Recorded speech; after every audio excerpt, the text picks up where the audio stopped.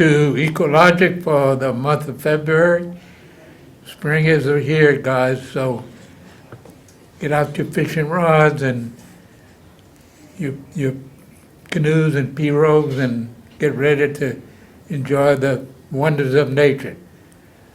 We're fortunate to have with us Pat Mire and Rebecca Hudsmith.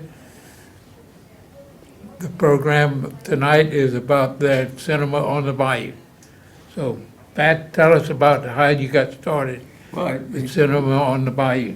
It started, Harold, when Hurricane Katrina knocked out the New Orleans Film Festival. It knocked out New Orleans, and I was living uptown then, and we all left New Orleans, and I was hanging out in Lafayette and seeing about my father in Eunice, and I got a call from the National Film Board of Canada, and that was a U.S. premiere of André Gladou's film Maron. It was a documentary U.S. premiere, which was a big deal because he's like the grandfather of documentary film in Quebec.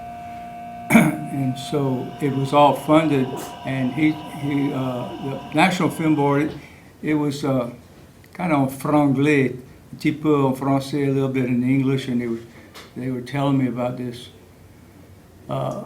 film, and they said, "We heard you were starting a film festival at Lafayette." And I said, it's kind of rough over here right now. A lot of us are displaced, not me so much. But I said, maybe I was drinking in the bar the other night, and I said I might have mentioned something cocky like that, like I was starting a film festival in Lafayette. And so I said, but what does that entail? They said, well, we have we'll fly him there. He has a grant. We'll give you a stipend and take care of his hotel and his food and stuff. I said, I'm going to start a film festival in Lafayette, and that's how it started. So I called David Barry at UL, and I was later, a fellow at the Center for Louisiana Studies there, and said, I need a theater, and I just, and so he hooked me up with the Bayou on Yale campus, and we used the Alumni House as a place for the reception, and it was really nice. And so it took off like that, Harold, and then it's grown, and now we've become kind of the darling of the new films from French-speaking Canada, especially Quebec, that in all of the U.S., not just Louisiana, but all the U.S. They have bigger film festivals, but they're showing older films. These are films that are brand new, that come in off the festival circuit. Since then we've had several that have been and one this year that's nominated for an Academy Award. Yeah, so it's a big deal, and we're noted as that. We're officially help me, Rebecca, an internationally juried film festival and recognized worldwide on the festival circuit, little old here, Lafayette. So we're excited about it. We just had our 21st Cinema on the Bayou Film Festival, and I met Pat at the first Cinema on the Bayou Film Festival. And she never left. He never left me. But Y'all are married. yes, sir. We're official. But we met there, and at the very first Cinema on the Bayou. Melissa Bonan was a mutual friend of ours and introduced us, and I thought she was so cute. I said, well, tell him the premise of it. So he called me and said, I want to take you out to dinner to talk about doing a film on folk justice. On what? Folk justice. And we just did it. It just came out. And I said, well, okay. And we met, and we've been together ever since, and now we have a film on folk justice, which is Point Noir. And we wrote it during COVID, so it's been an interesting ride, Carol. But we showed 40 of the 120-plus films we screened at Cinema on the Bayou in January, we showed 41 French language films. And So we really do emphasize And French language. almost all of them are at least, well, they're all, at least, they have to be at least Louisiana premieres. Can't play anywhere in Louisiana before, but they're almost all U.S. premieres and a few world premieres. So. And the filmmakers come from Canada. We had, Maybe 60, 80, Yeah. 80, I'd say 80. That's our biggest cost is putting them up in the hotels here, but they love it, and they love our gumbo, so we have something for them to. they love the people of Acadiana. They love the area. Harold, we have a couple that's coming back soon, who I will put you in touch with because they're bass fishermen, Quebecers that want to come back here to bass fish. To fish. Can you help us with that? Oh, yeah. Good. And they all want to take tours, you know, Yeah. of the bayous and go to like Martin and things do. like that. They love the area. They all want to see an alligator, of course, when it comes. But we have a lot of that continue alums, if you will, that come back. Some of them almost every year. They come back. We love our filmmakers. It got started like that, and Harold, and it's grown more. How are y'all funded? We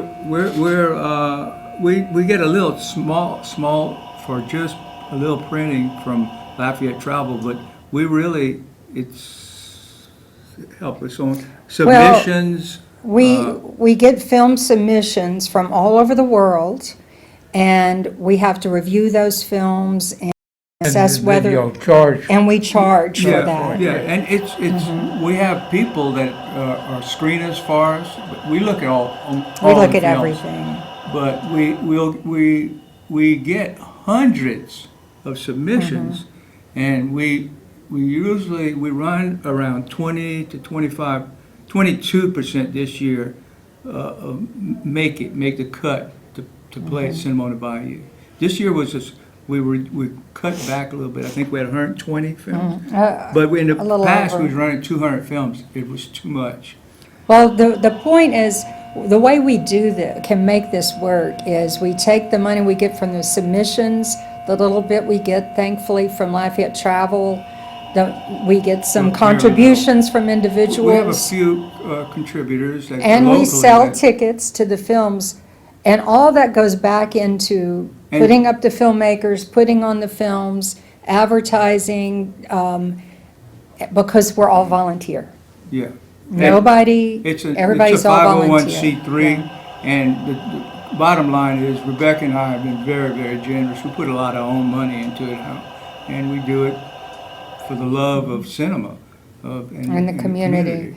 And we get a lot in return. We have made so many friends, and Absolutely. we go to Montreal We have. or to Acadie. I mean, people just, They they throw want. parties for us. Yeah, We have a huge following over there. It's We're much lovely. bigger in Quebec than we are here in Lafayette, and that's just the nature of it. so we don't get paid in money, but we get paid in relationships that are invaluable. Love. You give love, you get love, and so that. Yeah, that's wonderful.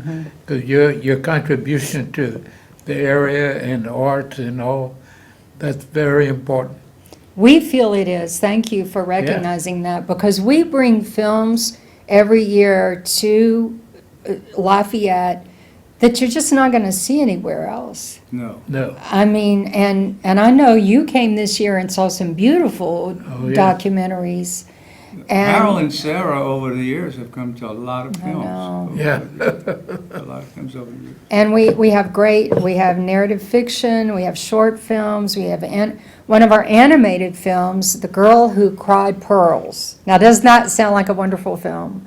It's an animated film that's up for an Oscar, and it won an award at our festival this year. And the last year's film that won the Oscar, the Oscar award for Oh, yeah. best short action film, I'm Not a Robot. We screened it. We screened it, but we selected it over 6 months before it was nominated by the Academy. And the Academy, we have blue chips with the Academy. It's a good thing. And that's the other thing. Proud to say this.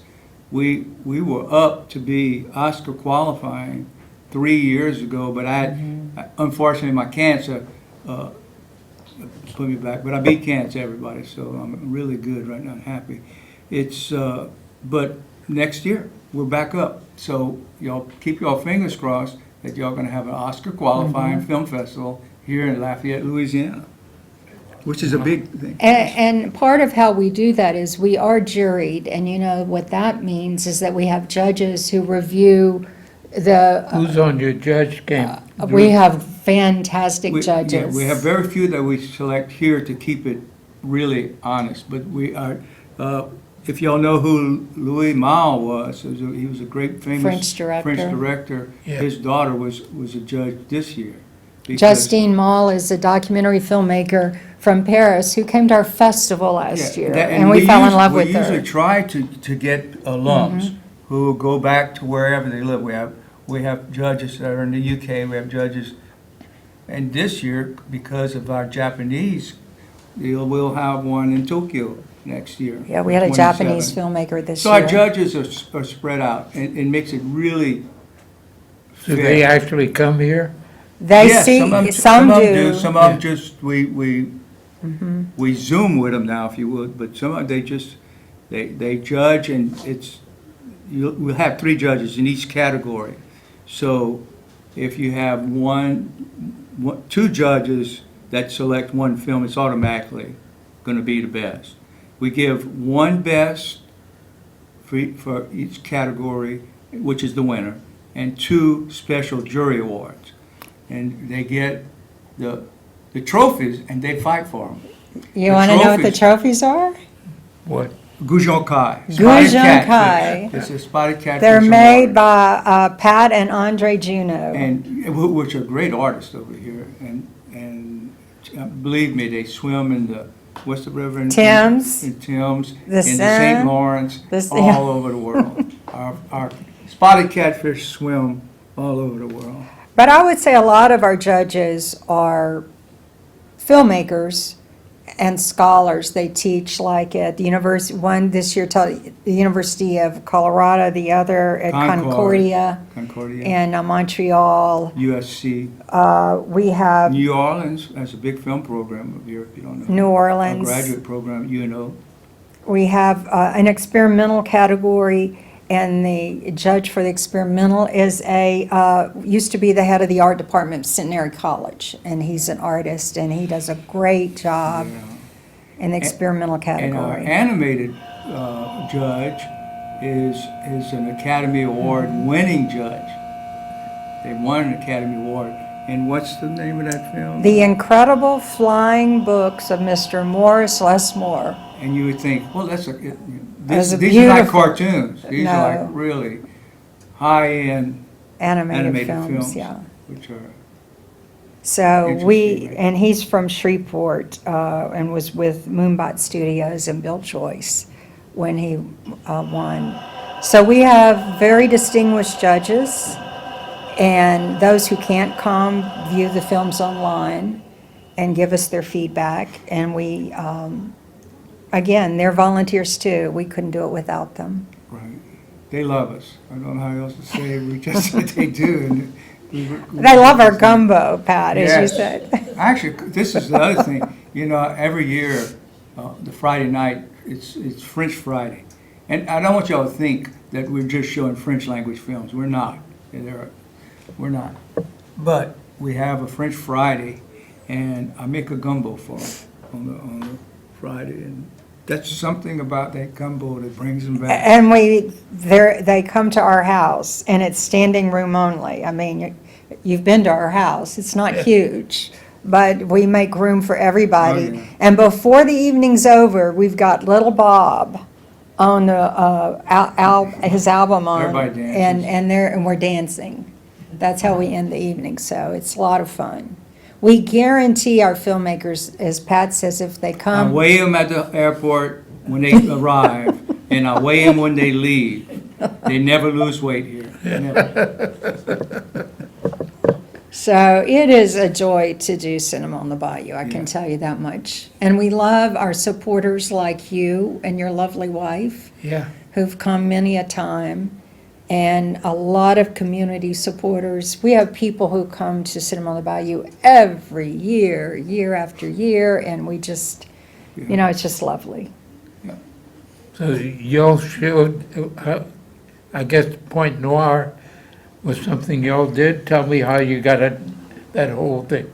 Well, you know, Rebecca started with I worked with Barry Onsley on several films, and not to brag, but they did well for me. They was Dance for a Chicken, anything I catch. Dance for a Chicken was shown, it was picked up in every folklore curriculum in America, in the country, and we talked about doing this film on folk justice back then, but it never happened. And when I met Rebecca, I found out that the level of criminal defense attorney she is. You know, like I said, she argued at the U.S. Supreme Court when Justice Scalia was alive, and won, and that's rare. And on the subject of the death penalty, and with folk justice, I wanted to tie it into the countryside to do. Was that the case that involved the death sentence for teenagers?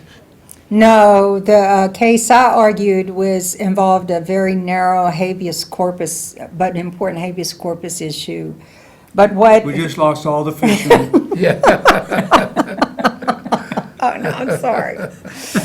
But what happened was, we decided during COVID, when we were, like a lot of people, stuck at home all the time, that we would write a screenplay, which I'd never done, but he had done, because he Yeah. wrote Dirty Rice. Dirty Rice is still the longest running film to play in a Lafayette movie theater. Wow. It went into United Artists on Kali Saloom Road, December 5th, 1997. It was held over, for a 2-week engagement. It was held over 4.5 months after those 2 weeks, so it ran 5 months. Superman didn't beat it, Spider-Man didn't beat it. It still has the record today of the longest running film. And I said I made a living doing documentary films, which I love, but I wanted to work with actors again. And we were forced with COVID lockdown. I had just had another cancer thing with kidneys. So I didn't get out. I was scared to get out, didn't want to get out. We wrote the screenplay, but it went back to the first time I met Rebecca, when I wanted to take her out on a date under those pretense that we were going to Folk justice. we were going to do. But we actually did a film on Yeah. folk justice. In essence, we took his world of film and Cajun culture And and the lead- combined it with my world Point. of criminal And justice. the lead character is playing me in a fictitious way, but it's all me, and the lead, Miriam Sear, is playing her. They wore our clothes. It was They wore our weird. clothes, all our clothes. And Carried my briefcase everywhere. So the only time I had a beard, and it was a full beard, I can show you the pictures. When we started writing, I told Rebecca, and you know Pat Mire, you know I like my wine, like my glass of wine. I told her, I won't take a drink of wine, and I won't shave till we have a first draft. Well, 6 months later, I had a beard But he like had a this, full beard at 6 months. I said, but we had a first draft. but So it did I was motivate me upstairs to write. shaving with a glass of wine. So and we did it. We made the movie. It was It was a lot of work. a lot of work, and what was unusual after COVID, when it came out, well, the Hollywood people came out like crazy, and there were 39 feature films Yeah. being shot in Louisiana. So I had an investor. I had $1 million in the bank, in a Lafayette bank here, right here in Lafayette, and I Okay. couldn't crew up. I couldn't put a crew together. That's never happened to me. I used to put a crew together with a hammer and nails, but couldn't put a crew together. So But he finally I did. did, and And I got we- the lead actor I wanted with Roy Dupuis. He's a pretty major film star in Quebec, and we did it. He's a heartthrob.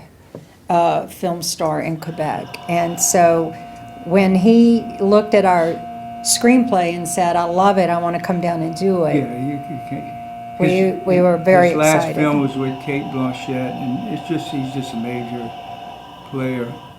But And then you also wanted Miriam Sear to come back. She had been in Dirty Rice as a Yeah. younger she's like woman. 32 years old. Yeah, she's So 30 years later. Point Noir became a reality, and we're screening it now. We just did this weekend and again next weekend. Locally in Lafayette, our distributors weren't knocking on doors, didn't care about coming in theaters here. We have a few theaters in Eunice, one in Eunice, that's true, but in New Orleans and Shreveport, and we just been in Natchitoches and St. Landry Cinema. It's but again, it's going to play all across Quebec next month, and then it's going to be released on, I'm reluctant to say it, but it will be released on Apple, Amazon, and I think Netflix, March 31st, all across Canada and North America, all across the U.S. and Canada. So people will be able to see it. But go see it right now, right down the street. We're That's showing it Cité. next weekend, Saturday Cité. night and Sunday at Cité des Arts. And the purpose of this, which gets back to And if you say Cinema you on the saw, Bayou. if you say you saw us on Harold Scheffler's show, $5 off ticket, right there, Pretty good deal. at the door. But the money that we make going to, for tickets to Point Noir, for these screenings will go to support Cinema on the Bayou.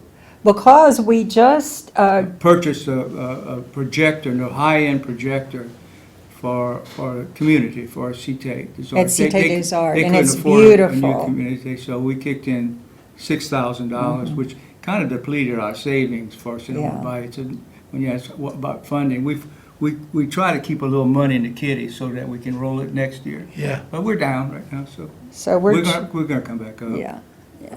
It's just, But again, we just depend ultimately on community support, people buying tickets to see films or contributing funds to our 501c3. And it all goes into putting the films out, getting filmmakers here so that our audiences can meet them, which for us is a huge part of Yeah. what's so cool about Yeah, that's film right. festivals. some of these young filmmakers get picked up at Cinema on the Bayou by Mm-hmm. distributors. We've had people, young and veterans too, but emerging filmmakers, meeting each other, sometimes from the same city I've never met, New York, or because, you think, oh, everybody knows each other in Montreal. Well, no, if you live on one side of town, but they've met at our festival, and they end up collaborating and working together and making great movies after. So it's Yeah. a way of giving, and you give, you get back. Yeah. What's your plans going forward? You have any plans for a new film? We do. Yes. I said this will probably be my last. I want it to hopefully be my masterpiece, actually. It's the trilogy. That was Dirty Rice. We want to write 30 another, years ago. It took me almost 30 years to make another movie. but we But, feel like a we can narrative write feature. another. Yeah, so we're starting one right now, and I'm hoping to shoot it in 2020, end of 2027 or early 2028. I like the winter look. We were talking about winter looks and the And what his you can films see in a tend to winter. be a lot of outdoors, like you saw Point Yeah. Noir and all the crawfish ponds and the bayous and, And it's. so the landscape is a big. I haven't lost Yeah. my cultural Yeah. aspect either. I have, the trilogy is still Cajun. It's still what I grew up with And and it's live in the on. country. Yeah. In the countryside. I don't And know the if- land is a I don't part know of if you the noticed that in the film when you saw it, the hand fishing scenes in the Yeah. film. That was me hand fishing. Really? Yes, that was a 30-year-old Pat Mire. Wow. 32 He grew up hand fishing in the bayous with his father. Yeah, so, yeah, we didn't ask permission. We just went catch the fish. I guess But, that was before the dredging. Oh, yeah. You know, know, I a lot think of the bayous dredging look like messed that. drainage ditches now. Yeah. Yeah. There's no more hollow logs or stumps like they used to have, where you could go It messed up pull the up and pull out a hand nice spotted catfish. But anyway, I couldn't help all those. There was all my films on those monitors all through point one. Point Point one. noir right now is Richard, isn't it? Yes, it is. Yes, It yes, it is It Richard. is. Sometimes in the 40s, it was a Richard that donated the property, and somebody's probably watching this going to correct me or let me know better, but I know that's the case, and that's how, to build Richard Elementary School, and that's when the name changed. But when my father and them grew up there, my father was born in 22, and my grandparents would never call it Richard. It was always Point Noir, and that's where they grew up. So I kind of brought that back. So but you have a lot of Germans there too. Yes, Yeah. right by the cove right by there. Yeah. Roberts Cove? Roberts Cove and right close to Richard, right to Point Noir. You know, I'm from Shreveport, but one of my favorite things to do is to get together with Pat and drive through the countryside, and he shows me all those places where he grew up, where his his maternal and paternal grandparents were, and we end up Well, farmers. winding roads, but we always stop at the Richard Cemetery where Charlene Oh, my Richard's family's there, that's buried, why. and his parents are buried, Grandparents, grandparents, son, son. sister, That's- little that's- brother. Pretty close to Iota. Yes. Did you know I went to school the first year of integration. I graduated from Iota my senior year in 1971. And yeah, you just brought up some memories right there. You're telling your age. I graduated from Woodlawn, where Robert Parrish was Mr. Woodlawn while I was there. Does Not that tell far you my behind. age? She was- Right. He's retired from the Celtics. But, and went to Centenary. But it's just lovely out there. I just think it's a special world, that countryside that Pat has introduced me It's Me the too. prairie area. I find it exotic when I go to more of the Harrell's country, the basin and the water bottom area too. So it's all beautiful, Yeah. you know. Yeah. But going forward, I think we're gonna, I plan to continue doing this for a few more years, and I think next year is gonna be a really great year. What we want all of y'all to come together with us. We don't need two winners in a row, because we're the last week in January, invariably. We're always the last week in January. Last year, we had a blizzard. The Yeah. day before, we sent them on the Bayou Open. So it was hard. So we had 2 years in a row where attendance was down, and naturally, the roads were closed and everything was closed. And this year was a hard little last week of January, too. We had a Yeah, the weather's pretty tough changing. winter Yeah. this year again. It's getting colder in winter here. Yeah, I think it's a sign. What do you think, Harold, on the So much for global climate? warming. Yeah, climate. Yeah. I think Speak about that a little bit for us. I think, well, the fact that, no, I don't think we have one citrus tree left on our 6 acres. There you go. So, I Same with mean, us, yeah. Yeah, that's cool, got 'em. Yeah. See, if we got someone on the line. Yeah, let me talk to Donald. Yes, Oh, he's at my house. Hello? hello, you have the Hey, wrong, is this AOC? Is this Bob?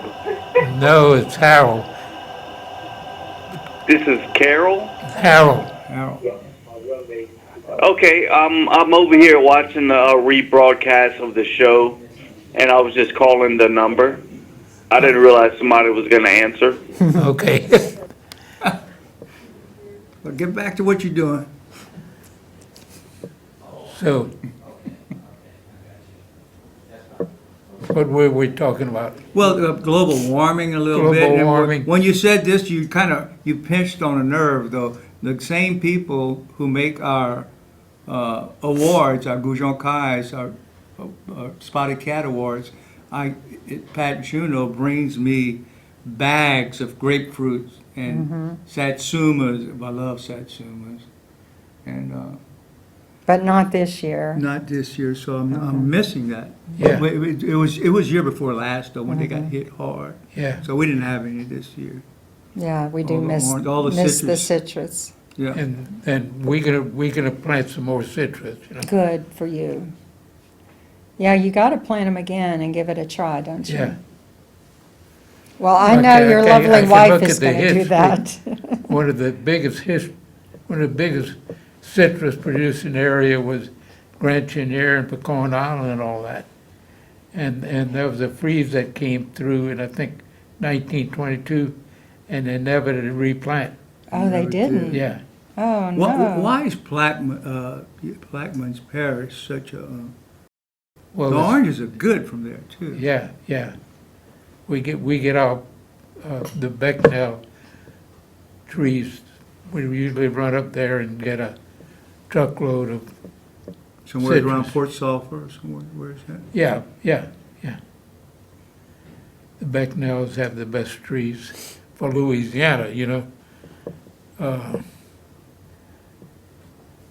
But I certainly need to commend y'all, because you bring in a lot of good people to Lafayette, and you bring in, most important, you celebrating the Cajun heritage, you know. Absolutely, and that's another big part of our festival. It's Louisiana Tuesday where we do really celebrate things from Louisiana, films made from Louisiana filmmakers, but films made about Louisiana, and the filmmakers that come with their films from all around the world, including Japan this year, who the guy stayed over, and he couldn't get over the gumbo too, and it's just rewarding to be able to share our culture with them and learn about them and learn Yeah. about theirs. You know, that's la vie est courte, life is short. When you can do that, and it really feels special when you feel like you're giving something.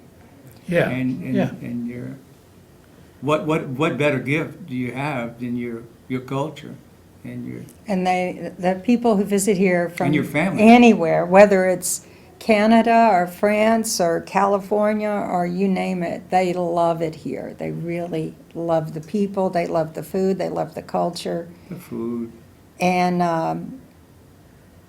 and they feel very welcome here. And We they make come them back, welcome. yeah. Yeah. You know, and usually we hear from in a couple of years, they will have made another film and they're calling us, we got another film, like, Right. okay, submit it. And But I can see it takes a lot to put a film together. It does. It's a lot of work. Yeah, a lot of work. we have a lot of great volunteers who help us. But I will With the have to festival say itself. that during the year, guy is doing it all what we lawyers call pro bono. Well, yeah. It's a working- bit of an Legal addiction caramel. too. Yes, I love He's that. working all year long, talking to filmmakers and, It's kind of like an Easter egg hunt, you know. I like finding those special eggs, you know, Mm-hmm. the golden eggs, and feel like I'm playing a part in their future, in their and the As they evolve, programming, it as they is. evolve. And the programming is not just, okay, let's just throw all the films on the table and however they lay. It's an art to try to Y'all put go films through quite together, a and selection process. it is, And Rebecca's great at programming. I love programming Programming with is- his help, but it's hard work. It is. It's So you look at all these films. We have to Yeah. figure out what films go well together or complement each other, or, and in some years, you know, you get different we don't control what is submitted to No, and it us. changes. It's funny how the world goes like that. But for us, it's the time. It's when we fall, when our last deadline ends. And let me tell you something, the 150 filmmakers that make the festival is the easy part to send. The several hundred rejection letters that I got to send out just right before Christmas is hard on me. I've been known to cry. It's just, it didn't want to try to fit them in, but you can't fit them in. We don't So like doing it's that, like but- it's like going with anything. I mean, that you got to do. You have to make the grade to get there. Yeah, sure. You know, so Well, and we've had times before, we've had similar, for whatever reason, like, for example, one year we had 2 great documentaries on craft breweries. yeah. Well, or we don't syrup need- making. I mean, we Our have to- syrup all we kinds of don't great, need to show interesting both of stuff. those films, But- so we have to choose one, you know, Yeah. that sort of thing. And it comes down to storytelling and also production value.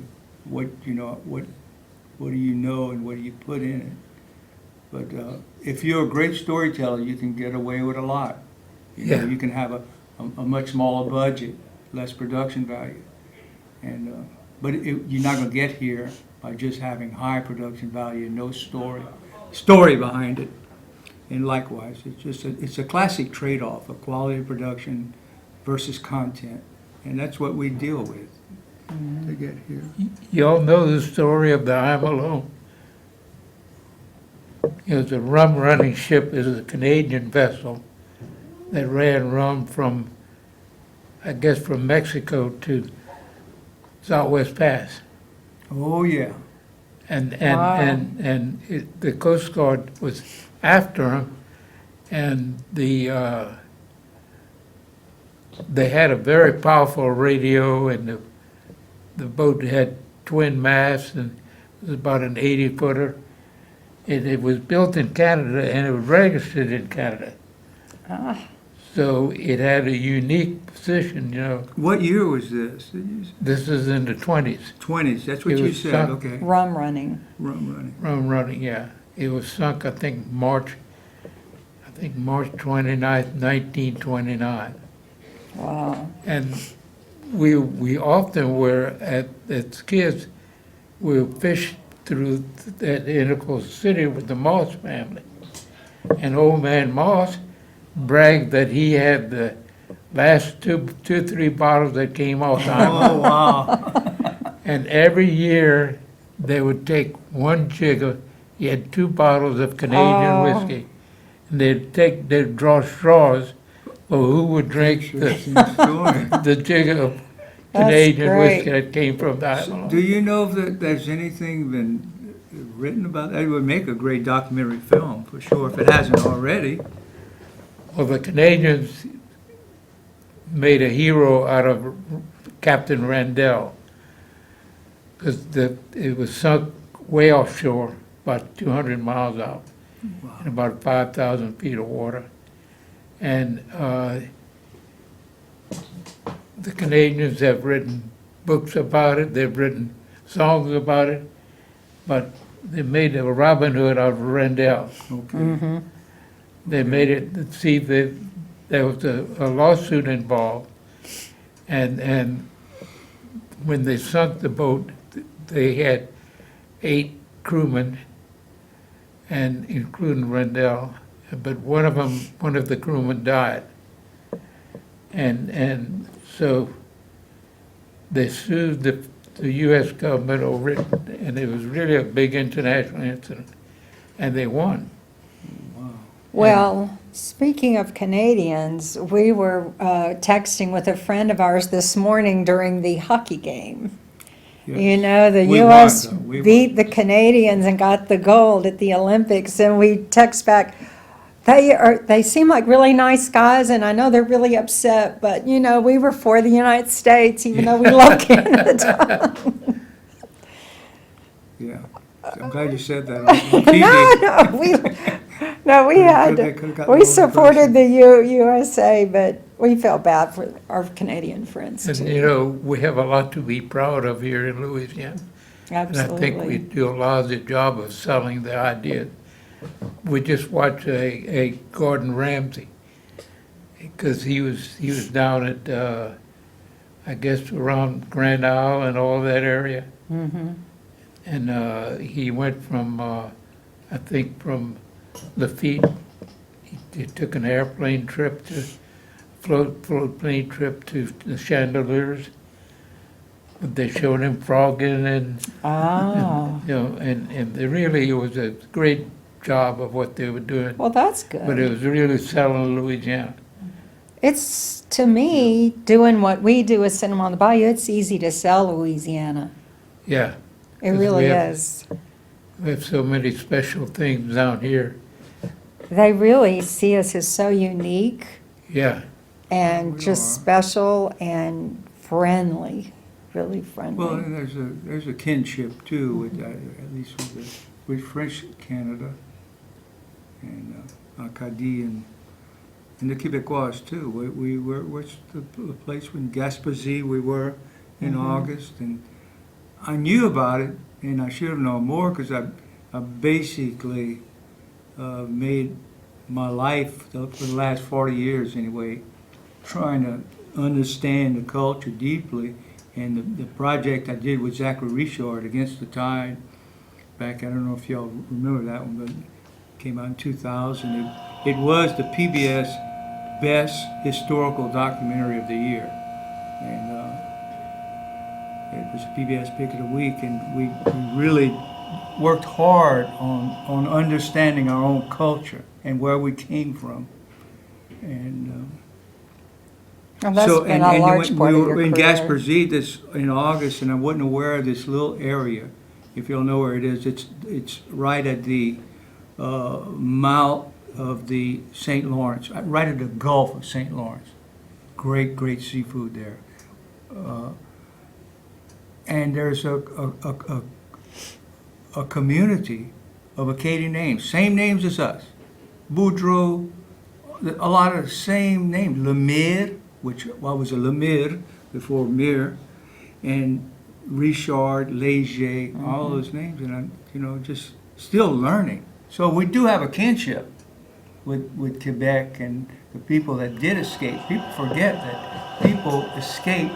To Canada. Yeah, not only just went back to Acadie or ended up in Louisiana, but that area too. So some kind of way, we make this connection too at Cinema on the Bayou with those people. I'm not trying to say we give them special treatment. Maybe we do a little bit, but we have a lot of kinship. Yeah. We, in our collective memories, we did have to have a start before we came here. yeah, Now we had to relearn Yeah. fishing and hunting and such. yeah. You But we feel had a that beginning, connection. but there is a Yeah, connection. You feel that connection. He did a film called Quebec City Mambo, where we went to the Quebec City Film Festival and interviewed people and saw, it was really just like a travel log, but it was so much fun. It was, And yeah. it emphasized that connection that we Yeah. have down here with There's a kinship. folks up there. It was really cool to do that film. I've really been involved in the boating industry and, and how unique Louisiana is to the boating industry. Oh, yeah. The first aluminum crew boat was built in Laurelville I did not by know Roy that. Bro. That's amazing. And he had realized that as the boats went further and they needed to get stronger and lighter boats, and they were using steel. And steel, you'd put big engines, you had to put bigger motors, Mm-hmm. and you'd have a weight to horsepower ratio of about 80 pounds. So he knew that aluminum would be much lighter. So he just theorized that this is a guy with a third grade education. Wow. It's amazing. He's Now, I got find- honorary degrees from universities all over the country. That's amazing. Well, see, But that's the big Cajun, that's the Cajun spirit, to move from freezing weather in Canada to the heat and humidity here and adjust and survive and just and flourish. and learn a lot of boat building skills from Native Americans and on. Well, the too. pirogue, Yeah, you know, pirogue. Where that's come from? Yeah, yeah, that's right. dugouts. The and Lafitte stuff. skiff. Yeah, That was a sailboat that they used for shrimping and oysters, and they, Well, my relatives in Plaquemines Parish, This- who were oyster people and trawl for shrimp and stuff. Yeah, They all had Lafitte skiffs, yeah, that's right. all of them. Yeah. All my cousins did. Yeah. And so we have a proud history of, you know, on the marine history. Absolutely, absolutely. But the big Cajun was being built, and it weighed, he got 10 boats, and Trooper Ruiz was a good friend of his, and they just come out with a radar gun. So he put Ruiz on the Lowerville Bridge, and they would run 10 different boats. And he couldn't figure how to get the weight to horsepower. Wow. But he figured with an actual run, what weight to horsepower would need to be Wow, to get 30 miles an hour. wow. And so That's how he figured it out? that's how he figured it out. Wow. To get 30 miles See, an that's hour, genius. you have to Yeah. have 30 horsepower, Yeah, you know. yeah. That's genius. I mean, you can maybe later teach it in school, but somebody has to figure that out first, That's right. you know? That's amazing. But he had the big Cajun up there and being built, and he figured it was about 29 pounds per horsepower. Wow. So he knew he guaranteed it'd go over 30 miles an hour. It actually went to around 35. So that's how he tested it then? with That's the- how he tested it. Wow. He would run, there was 10 different boats he would run. He'd send them to the mill, and they'd weigh the boats. That's great. And that's how he figured out how much the weight to horsepower would be. That's amazing. Before that boat hit the water, he had orders for 10 more. And he would have he had some a unique design that he had an M bottom on it. He had the idea that if you curve metal, it's stronger. Yeah? And so he devised an M bottom, which made them run quite a bit faster than just a straight bottom. And stronger. And stronger, yeah, Wow. yeah. And Wow. so that story needs to be Yeah, maybe absolutely. It's, be told. It does need to be told. There are a lot of stories that need to be told. And that is Zero. another thing he's looking at, you know, just not that we can talk about them, but different options for more documentaries too, because he's a great documentary filmmaker as thank well. you. So, Some people we're talking to. different- Well, those boat builders are all gone, but some of them are still around. You ever talked with Ray Brasher? Oh, yeah, That'd be great. yeah. He's been fascinated with boat builders and written about them, and might even be listening right now. yeah, Ray's a I dear always love friend. talking to Ray. Yeah, We have such a rich history. absolutely. Yes. And some great scholars. Well, I can't do it all, that's for sure, and I don't have a lot of time left, but I really wish that more young filmmakers would look at documentary film and how important it is, just to capture stories like that, Harold. And you have a ton of stories, I know. Hello, Hello. you on Please tell there? me the name. Thank you. The name of that documentary, PBS documentary, is Zachary Reshore. Against the Tide, the story of the Cajun people. It came out in 2000. We got a grant from, she was Lieutenant Governor then, Kathleen Blanco, and I think we even beat Ken Burns that year. I'm not making, this Wow. documentary was the best, it won across the country, best historical documentary nationally for PBS. It was a PBS pick of the week, and it did 49.9% of America's market.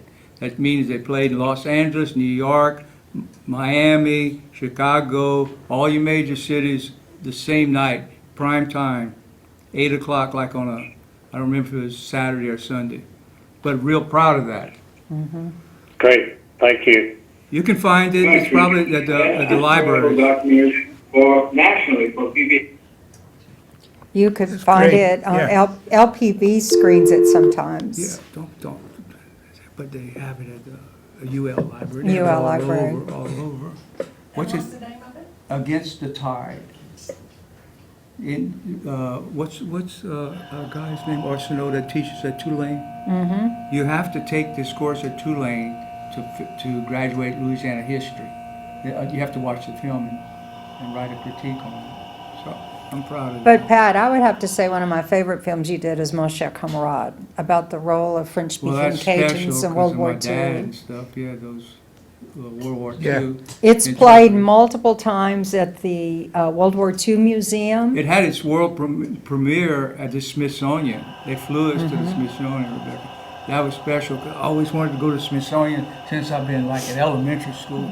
I mean, I had got my books from a bookmobile. We were in the country, in a rural area. My And I brother said- was, Go ahead. he spoke French and German. Oh, wow. And so he was in the, I think, guess, in the forces going through German, and Wow. they're still in France, but they've captured, they got one German and one French. And so he tells the German what to do in German, Interesting. Oh, and then that's tells the great. French what to do. And the captain standing by him said, "Wow, you speak 2 languages?" "No, sir, 3." I interviewed a couple of people, this was a long, long time ago, about 35 years ago, from Roberts Cove, who were trilingual. And really, their English was their weakest language back then. Now, they were old then, Yeah. you know, so we're talking about way, way back. Yeah. That was The my Cove, oldest man. brother. Oh, that's And great. he was an architect, so he was a pretty smart guy. Yeah. His father was in the film, and the guys would get him to go talk to the French peasants and get stuff for them, you know, And he was an interpreter. and he served as an interpreter. But it's a beautiful film, and Oh, it thank showed the you. important role that the Cajuns played, the French-speaking Cajun soldiers in Europe. Really important. I love the story you're saying about your brother. That's another Another dimension. example. Another level. See, my Importance. grandmother lived with us, and she only spoke German. Oh, wow. And she died when I was 14. And so she only spoke German. So if the dad's family was around, they all speak in German. Did you understand it then? Well, yeah. I Of course. spoke- I you know, have You the same spoke? I feeling. thought I took a test in the Air Force, and the German language test. I could only speak it. I couldn't know anything about the grammar, how it Oh, was yeah. formed and all. I Yeah, grew up like that. yeah. Yeah. That's Mon his- grand-mère et mon grand-père sur les deux bords parlaient juste français. And I mean just French. My parents spoke French at the house, but spoke English to us. Yeah. So, of course, I don't read and write, but Right. you can't say talk and I won't understand you. Yeah. And so, I guess you were kind of similar that in Right. German. Yeah. Yeah. Mm-hmm. Yeah. And if you don't practice it or use it, you start You losing lose it. it. That's Yeah, right, You yeah. got it needs to be, My in a cousin loving from- relations where My it's cousin from- conversational. My cousins from South America was here, and they spoke good German, you know. And it took me a while, but then I got on to it, you know. You got back into Yeah. it? Yeah, so Yeah. that's great. That's very Beautiful. cool. Well, See, we got 2 minutes left, so. 2 minutes left. This has been fun. Thank you for Time inviting flies when us. you're having fun. We appreciate it. Well, there's a lot of topics that need to be covered by your filmmakers, so. Yes, sir. There's plenty for filmmakers to do in this area if they're interested enough in doing it, that's for sure. I think And, there's and a lot of the environment. lift boat that has gone Mm-hmm. all over the world was designed by Roy Bro. Okay, you out there listening? Right, yeah. It's time to start working on that film. And the big Cajun, I think, was the 55-footer, and now they're making 200-footers, you know. It's amazing. Yeah. But I think that those days are gone. with the skills that all put that together. Or you think they're relying too much on what's AI and everything else now, and what's Well, the need is gone. the need is the gone? need is Yeah, gone, yeah. got you for sure. Yeah. So they won't be building them. No, no. So, we had 1 minute left, so thank you all for being here. It's been We really loved good. it. Yeah, We love hanging out with yeah, you. right. And we love your beautiful wife and your And your home family, all and your- your Yeah. family and everything y'all do for this community. Thank you. We might have scared them a little bit. There weren't too many calls, but we love y'all too. If you love Harold, you're in. You still got 20 seconds. So thank y'all for being here. We Thank loved you, it. Thank Harold. you, thank you, thank so much. you. Keep doing what you do.